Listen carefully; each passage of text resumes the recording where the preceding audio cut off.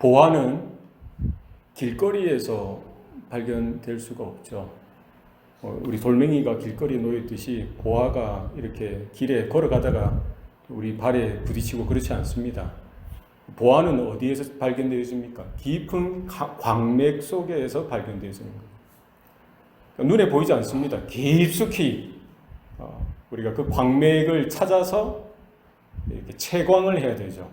파내야 되는 거예요. 얼마나 깊이 파묻혀 있는지 모릅니다. 인생의 보화도 깊이 파묻혀 있는데요. 이 깊은 곳이 고난입니다. 우리가 평소에는 몰라요. 왜? 고난을 통과하지 아니하면 우리는 인생의 보화를, 인생의 참된 의미를 찾아낼 수가 없다라는 것이죠. 평소에는 몰랐어요. 잘 살 때, 평범할 때, 평화로울 때는 모릅니다. 그러나 크고 작은 고난을 맞닥뜨릴 때, 그 깊은 그 고난의 그 깊음 속에 우리가 파묻히고 들어갈 때야 비로소 우리는 인생의 의미를 조금씩 알게 되어지고요. 인생의 보화를 이제 캐내게 되어지는 것이죠. 우리가 평화로울 때는 하나님께서 우리 양심에 말씀하실 때 이 소리가 들리지 않습니다. 아무리 하나님이 우리의 양심을 통해서 말씀하셔도 듣지 못해요. 그래서 우리에게 고난을 허락하신다고 합니다. 우리가 고난을 통해서 비로소 우리에게 들려오는 하나님의 음성에 귀를 기울일 수가 있게 되어지는 것이죠. 그래서 C.S. 루이스라는 위대한 신학자가 말하길 고난은 우리의 모든 잠든 영적 기관을 깨우는 하나님의 큰 소리다. 평소에는 몰랐어요. 평화로울 때는, 화평할 때는 몰랐습니다. 그런데 극심한 고난일수록, 우리가 견디기 힘든 고난일수록 그 고난을 통해서 우리의 잠든 모든 영적인 기관들이, 감각들이 깨어나는 거예요. 그제서야 뭐가 들리는 거예요? 하나님의 천둥과 같은, 벼락과 같은 소리가, 음성이 명료하게, 명쾌하게 우리 가운데 들려지더라는 것이죠. 세상 사람들은 고난을 통해서 기뻐하지 않습니다. 가능하면은 쉬운 길, 그냥 쉽고 그냥 평범한 길을 갈 길을 원하죠. 그러나 우리 성도들에게, 하나님의 자녀들에게는 고난이 선택입니까? 필수입니까? 필수입니다. 죄송합니다. 그죠? 우리 선택할 수 있으면 얼마나 좋겠습니까? 필수라는 거예요. 왜 그렇습니까? 우리 인생 가운데 이 고난의 그 환경을 통해서 우리는 하나님의 음성을 더 명료하게 들을 수 있기 때문입니다. 그래서 여러 가지 시험을 만나거든 온전히 기뻐하라. 이는 믿음의 시련이 너희의 인내를 만들어낸다라고 야고보서 기자는 말씀하고 있습니다.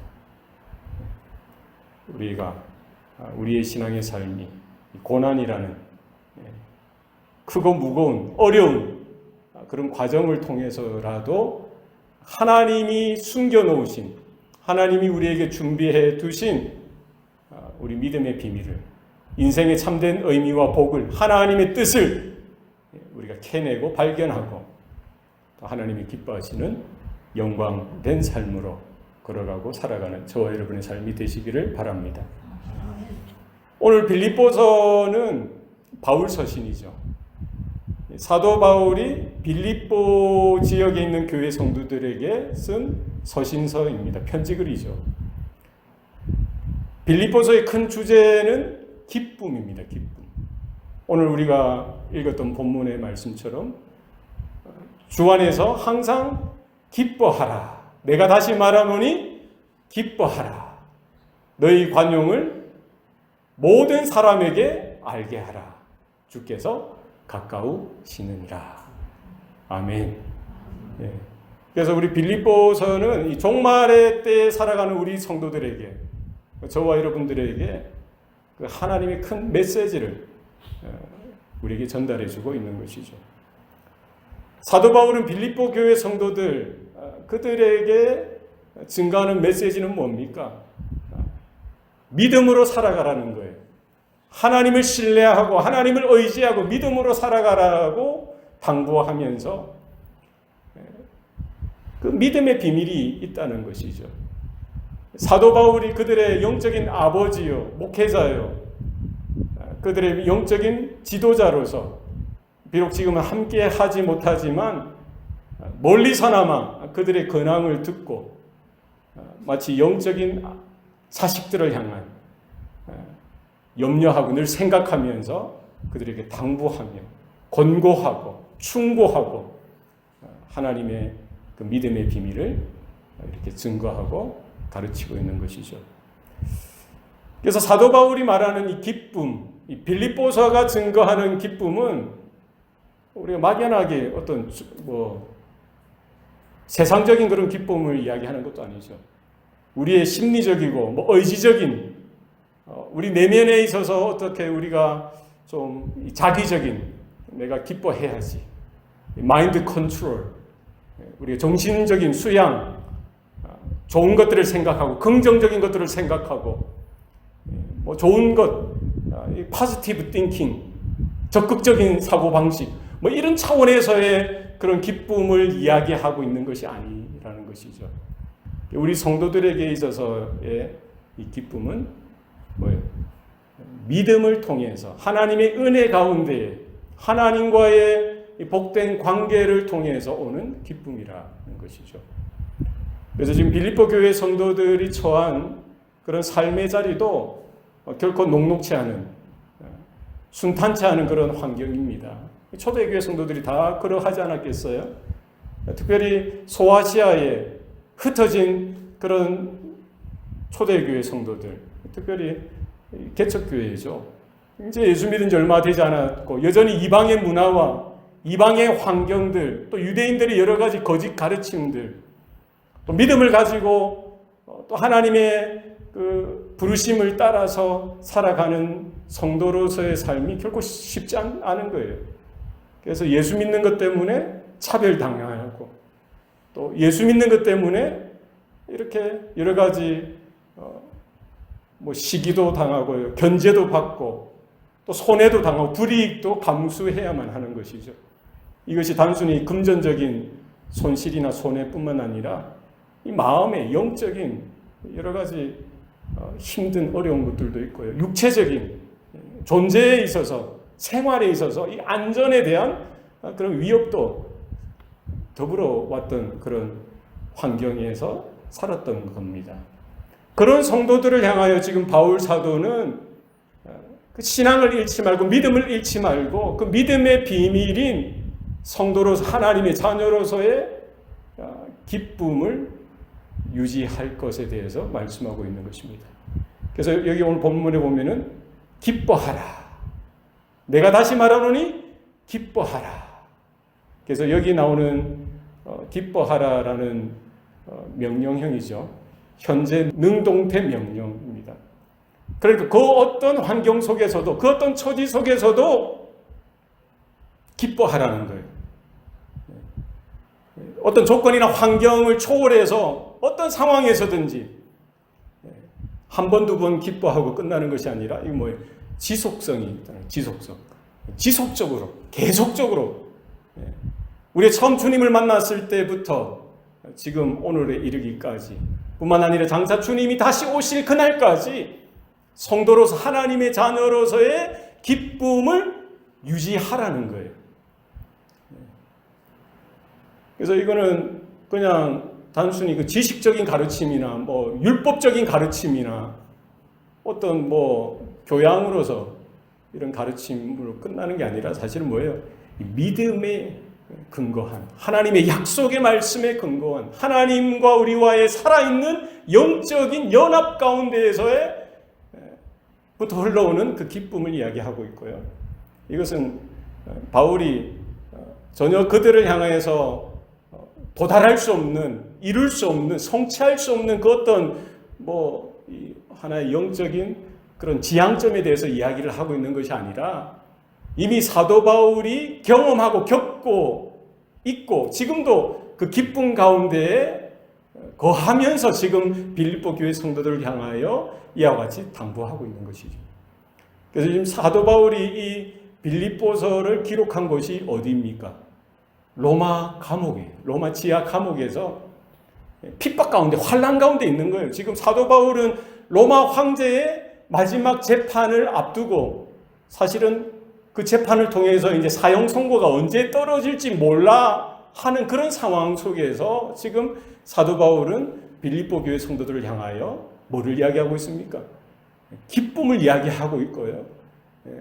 이것은 그들에게만 주는 어떤 종교적인 의무로서, 율법적인 어떤 의무로서 그들에게 이렇게 강압해서 강요해서 이렇게 말하는 것이 아니라 사도 바울이 먼저 이 기쁨 가운데 있음을 이야기하고 있어요. 우리 빌립보서 2장 17절에 보면은요, 만일 너희 믿음의 재물과 섬김 위에 내가 나를 전제로 드릴지라도 나는 기뻐하고 너희 무리와 함께 기뻐하리니 라고 말씀하고 있어요. 이게 뭡니까? 이 전제라는 말은 뭐냐면은요, 유대 그 제사 중에 맨 마지막 드려지는, 부어서 드리는 제사라는 거예요. 마지막 제사가 끝나는 것을 이야기해요. 마지막 제사니까 지금 전제를 언급하죠. 만일 너희 믿음의 재물과 섬김 위에 내가 나를 전제로 드린다라고 고백하죠. 드릴지라도 나는 기뻐하고 기뻐할 것이다 라고 고백하는 것은 뭡니까? 지금 사도 바울이 로마 지하 감옥에서 수감 생활하면서 언제 그 황제의 재판으로 인해서 지금 사형 선고가 떨어질지라도 지금 이제 자기의 마지막 목숨, 이제 며칠 얼마 남지 않은 그 목숨을 빌립보 교회 성도들을 위해서, 그들의 믿음의 진보와 영적인 그런 성장을 위해서, 영적인 아비로서 먼저 된 자로서 자신의 목숨까지도 전제와 같이 이렇게 부어질지라도 자기가 그냥 복음을 위해서, 전도를 위해서, 하나님의 나라의 사역을 위해서 마지막 자기 목숨이 다할지라도 그냥 그 로마 지하 감옥에서 사형 선고가 떨어지고 그냥 단두대에서 그냥 이슬과 같이 사라질지라도 이것을 이야기하는 거예요. 그렇게 하더라도, 내가 지금 당장 죽더라도 뭐 하겠다는 거예요? 나는 기뻐하고 너희 무리와 함께 기뻐할 것이다 라고 이야기하고 있는 것이죠. 지금 사도 바울은 성령으로 충만하여서 뭐한 상태예요? 하나님의 은혜 가운데 거하여서 그 기쁨을 가지고 지금 빌립보 교회 성도들을 향하여 이와 같은 메시지를 당당하게, 담대하게 증거하고 있는 것이죠. 그래서 우리 성도들에게, 저와 여러분의 삶 가운데 사도 바울이 경험하고 또 빌립보 교회 성도들을 향하여 증거한 이 기쁨에 대한 메시지가 우리 가운데 있기를 바랍니다. 그래서 빌립보 교회 성도들이 이 바울의 메시지를 들으면서 어떤 마음이 있었겠어요? 이것은 어떤 율법적인 조항으로서 받는 게 아니죠. 어떤 가르침, 단순한 가르침이 아니라 바울이 그렇게 살아왔던 거예요. 바울이 지금 그렇게 겪고 있고 경험하고 있는 바울 자신이 그 하나님의 복음에 대한 기쁨, 구원의 감격과 감사에 대한 메시지로서 바울 자신을, 그 사도 바울 자신을 빌립보 교회 성도들은 받을 수가 있는 것이죠. 지금 로마 지하 감옥에서도 그 정말 절망할 수밖에 없고 불편하고 어려운, 낙심할 수밖에 없는 그런 환경 속에서도 오히려 바울은 뭘 외치고 있는 거예요? 기쁨을 이야기하고 있다는 거예요. 이것이 한 번, 두 번이 아니라는 거예요. 예전에 사도 바울이 빌립보 지역을 가서 전도하고 개척하고 교회를 세울 때에도 똑같은 일이 반복되어졌어요. 사도행전 16장에 보면은요, 사도 바울이 실라와 함께 그 빌립보 지역에 가서 전도를 하죠. 전도를 하다가 보니까 귀신 들린 한 여자 종이 있어요. 그 여자가 귀신 들려서 힘들고 어렵고 영적으로 이렇게 눌린 그들을 보고는 불쌍히 여겨서 바울이 뭘 합니까? 그 귀신을 쫓아내줘요.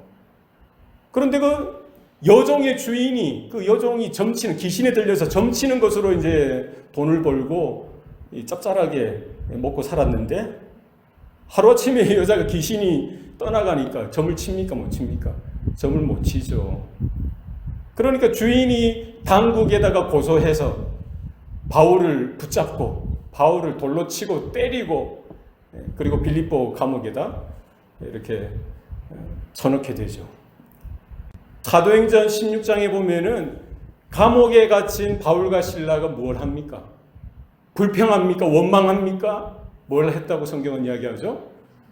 찬송과 기도를 했다는 거예요. 찬송과 기도를 했다는 건 뭡니까? 뭐예요? 불안 가운데, 염려 가운데 하는 거예요. 하나님이 주시는 기쁨 가운데, 감격 속에서 복음으로 인하여 고난을 당하고 믿음으로 인해서 환난을 당할지라도 믿음의 선조들처럼, 주님처럼, 스데반 집사처럼 바울도 그 주님의 고난 가운데 함께 하는 것이 무엇인지, 하나님의 부르심이 무엇인지, 복음의 능력과 비밀이 무엇인지, 영생의 소망이 무엇인지, 그것을 더 깊이 깨닫는 자리가 되어져서요, 하나님을 찬양하고 이렇게 기도로 하나님 앞에 섰던 그 사건을 누가 알고 있어요? 빌립보 교회 성도들이 다 아는 거예요. 그래서 주 안에서 항상 기뻐하라. 내가 다시 말하노니 기뻐하라. 이것이 빌립보 교회 성도들을 향한 하나님의 부르짖은 외침이실 뿐만 아니라 바울을 통해서, 목회자들, 영적인 아비 된 바울을 통해서 그 빌립보 교회를 향한 분명한 믿음의 메시지가 되어진 것이죠.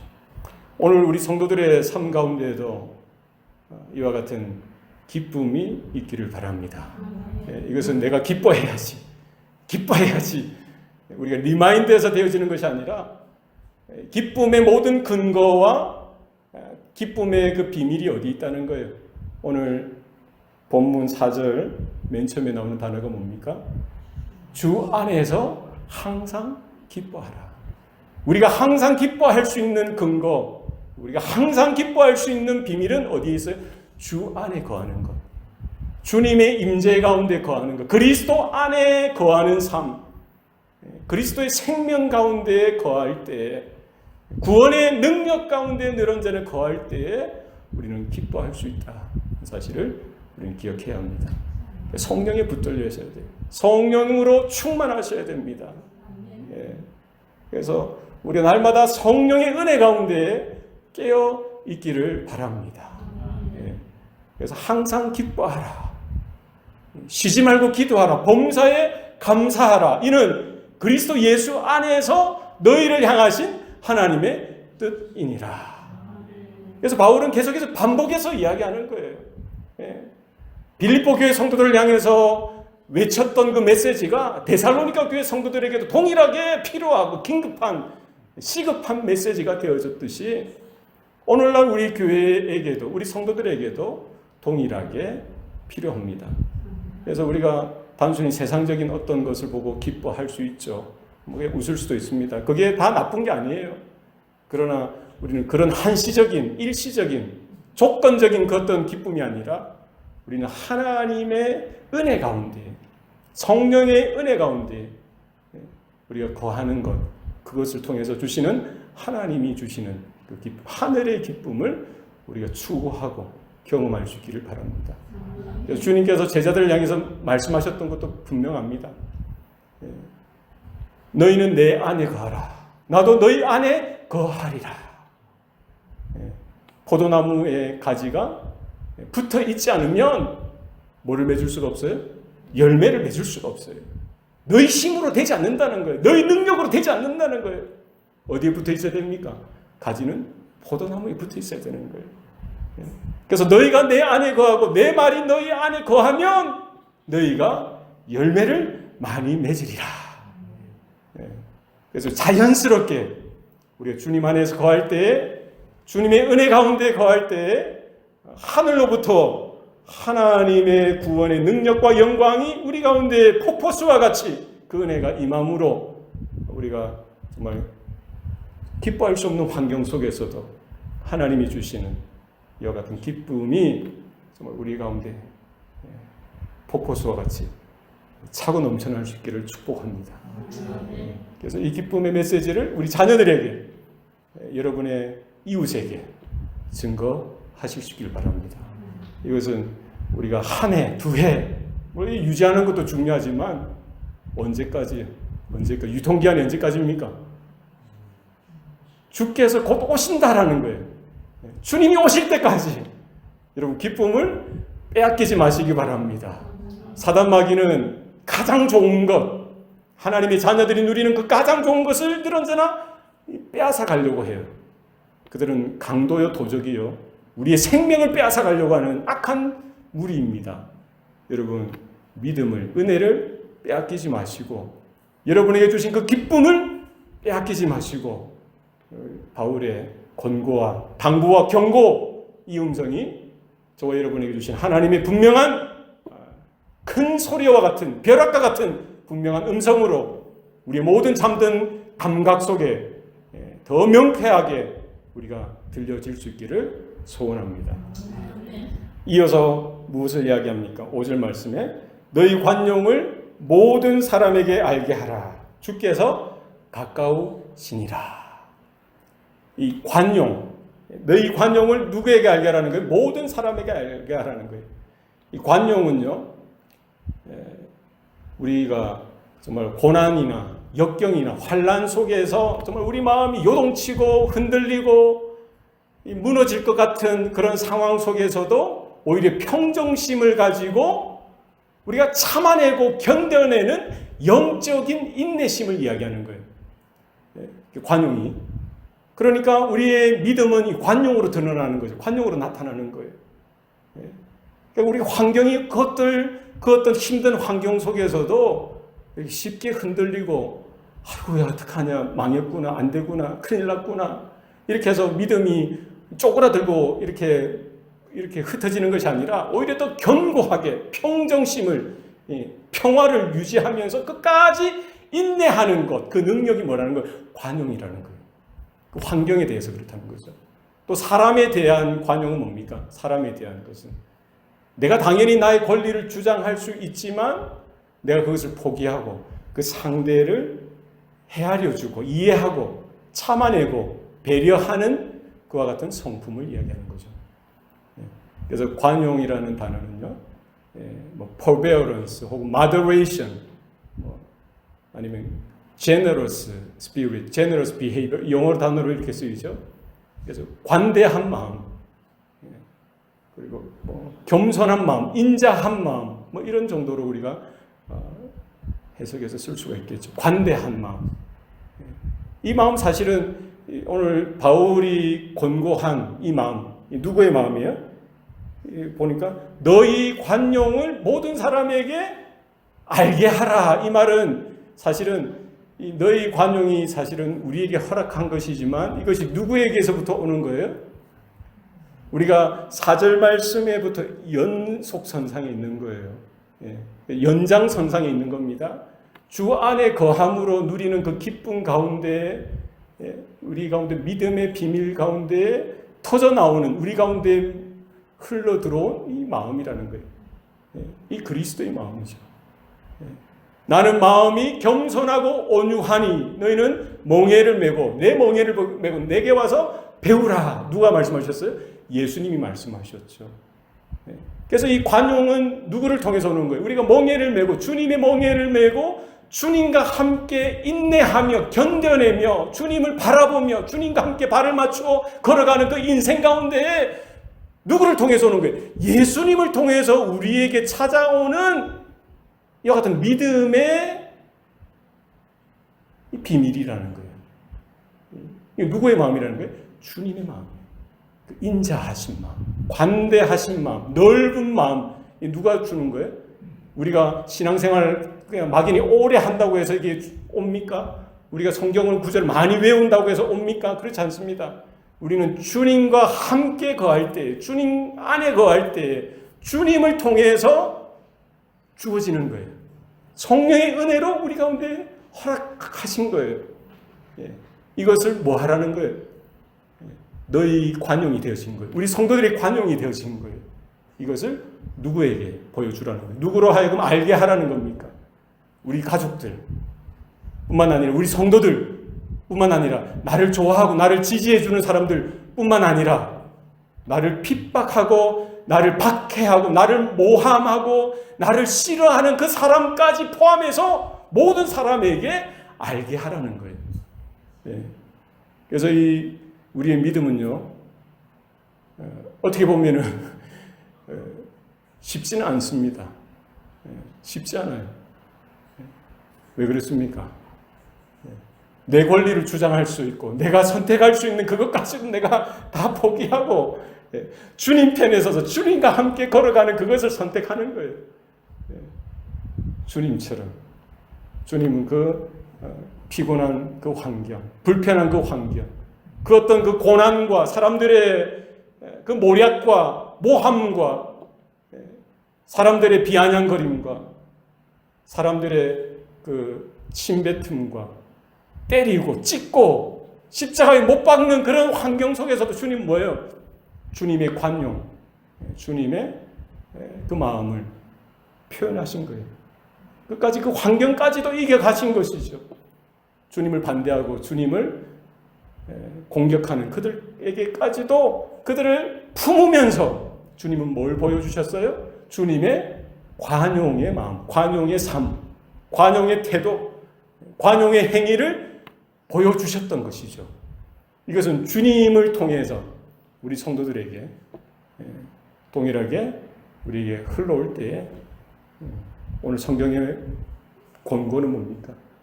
우리에게 허락하신, 주님을 통해서 우리에게 허락하신 그 관용의 마음을, 관용의 삶을 모든 사람에게, 모든 환경 속에서 나타내 보일 것을 우리에게 당부하고 독촉하고 있는 것이죠. 그래서 이것은 그냥 단순히 우리가 손해보는 게 아닙니다.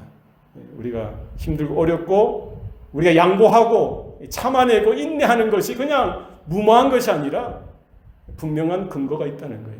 무엇입니까? 주께서 가까우시느니라. 주님께서 이 모든 상황을 알고 계시고요. 모든 상황을 지켜보시고 모든 형편을 다 아시는 주님께서 뭐 하신다는 거예요? 이제 곧 오실 때가 머지 않았다는 것입니다. 그래서 우리가 작은 것, 크고 작은 것, 이게 손해되어지고 내게 유익이 되어지지 못하고 나를 힘들게 하고 오래 깐다고 해서 우리가 똑같이 거기에 대해서 옹졸하고 좁은 마음으로 이렇게 오히려 똑같이 대하고 똑같이 공격하고 똑같이 비난하고 그러지 말라는 거예요. 주님과 같은 모습을 나타내 보여라. 이것은 무엇입니까? 곧 주님께서 심판주 되시는, 우리 재판장 되시는 주님께서 곧 오신다라는 것이 전제가 되어지는 것이, 근거가 되어지는 것입니다. 그래서 주님께서 다 보시고 다 아시고 다 갚으시는 줄로 믿습니다. 행악간에 모든 것들을 주님께서 다 결산하실 때가 곧 있다라는 사실을 여러분 기억하실 수 있기를 바랍니다. 야고보서 5장 7절, 8절, 9절 제가 한번 읽어드리겠습니다. 한 목소리로 다 같이 읽겠습니다. 시작. 그러므로 형제들아 주께서 강림하시기까지 길이 참으라. 보라 농부가 땅에서 나는 귀한 열매를 바라고 길이 참아 이른 비와 늦은 비를 기다리나니 너희도 길이 참고 마음을 굳건하게 하라. 주의 강림이 가까우니라. 형제들아 서로 원망하지 말라. 그리하여야 심판을 면하리라. 보라 심판주가 문 밖에서 계시니라. 아멘. 농부의 인내를 말씀하고 있죠. 그리고 우리의 심판주 되시는 주님께서 곧 오시는데 지금 어디와 계시는 거예요? 지금 어디쯤 와 계십니까? 오늘 본문 문 밖에 서서 이제 한 걸음이면 오시는 거예요. 한 걸음이면 오시는 거예요. 문 밖에 지금 서 계시는 거예요. 곧 들어오시면 다 끝납니다. 그래서 우리는 믿음을 통해서 우리의 삶의 여러 가지 크고 작은 사건들을 또 우리의 고난과 환난까지 우리가 들여다볼 수 있어야 됩니다. 눈에 보이는 것이 전부가 아니라 눈에 보이지 않는 하나님의 그 보화를 우리가 발견해내고 또 천국의 그 보화를 캐낼 수 있는 그와 같은 성도의 삶이 되시기를 축복합니다. 기도하시겠습니다. 살아계신 아버지 하나님, 오늘도 우리에게 은혜 주시고 복을 주시니 감사합니다. 광야의 인생길 가운데 때로는 우리가 힘들고 또 험한 인생길, 그 고난의 그 깊은 수렁 속에 빠질 때가 있습니다.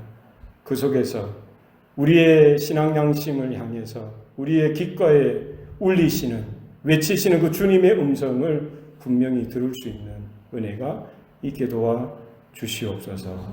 주 안에 거하게 하시고 따라서 항상 기뻐할 수 있는 우리의 삶이 되게 하시고 주님과 같이 주님의 그 주시는 은혜로 말미암아 우리 가운데 관용의 모습이 모든 사람에게 모든 환경 속에서 분명하게 나타나서 아버지의 영광을 드러내게 하시고 우리 구원의 소망이 무엇인지를 증거하게 하시고 예수 그리스도의 피 묻은 복음을 분명히 나타낼 수 있는 우리 성도들, 우리 교회가 되게 하여 주시옵소서. 모든 것 감사드리고 예수님 이름으로 기도합니다. 아멘.